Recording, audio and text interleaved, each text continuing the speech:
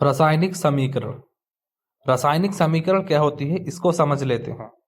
रासायनिक अभिक्रिया को रासायनिक समीकरण द्वारा निरूपित किया जाता है। निरूपित का मतलब है कि व्यक्त किया जाता है।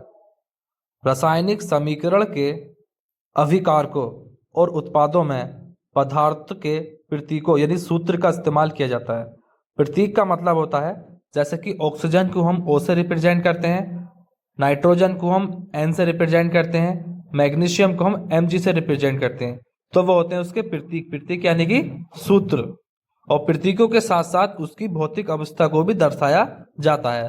भौतिक अवस्था का मतलब है वो ठोस है या फिर वो गैस है या फिर वो द्रव है या फिर वो जलीय विलयन है, जैसे कि हम स्क्रीन पर दिखाया गया है। जैसे कि ठोस है तो वो क्या है, सॉलिड है, उसको हम किससे रिप्रेजेंट करेंगे, किसका प्रतीक है वो S का।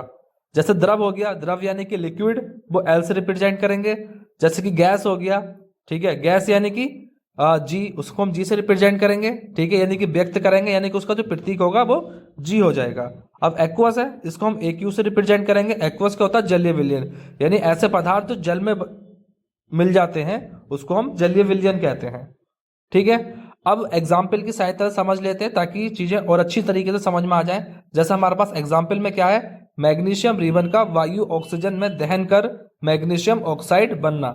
यानी कि हम जब मैग्नीशियम रिबन को ऑक्सीजन की सहायता से दहन करेंगे तो क्या बनेगा, मैग्नीशियम ऑक्साइड। सबसे मेन इंपॉर्टेंट है कि अगर किसी चीज को दहन करना है तो वहां पर ऑक्सीजन का होना बहुत ही जरूरी है। तो यहाँ पे अभिकारक क्या हुआ, मैग्नीशियम, और उत्पाद में क्या मिलकर बना, मैग्नीशियम ऑक्साइड। जैसे कि मैग्नीशियम और ऑक्सीजन को दहन करने के बाद क्या बना, एक नया पदार्थ बना जिसको हम क्या कहेंगे, मैग्नीशियम ऑक्साइड। तो मैग्नीशियम और ऑक्सीजन अभिकारक हो गए और मैग्नीशियम ऑक्साइड क्या हो गई, उत्पाद हो गया।